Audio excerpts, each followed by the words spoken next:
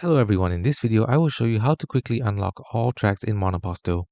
To unlock all tracks in Monoposto, you can earn coins by playing online multiplayer modes to purchase them, or by progressing through the career mode, which unlocks new tracks as you advance. There isn't a special cheat code. Consistent play and good performance in online races are the key to accessing all the game's circuits. There are two main methods. Method number 1, earn coins in online mode. Play online races. Enter the online multiplayer mode in Monoposto.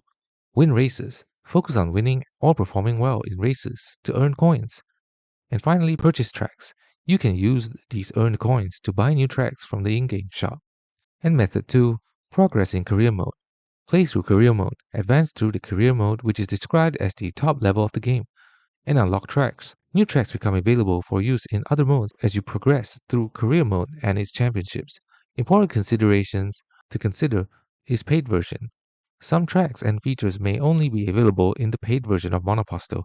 And finally, consistency is key. There's no shortcut or cheat for unlocking tracks. Consistent play and achieving good results in races is the intended method for players. Thanks for watching. Don't forget to like and subscribe for more videos.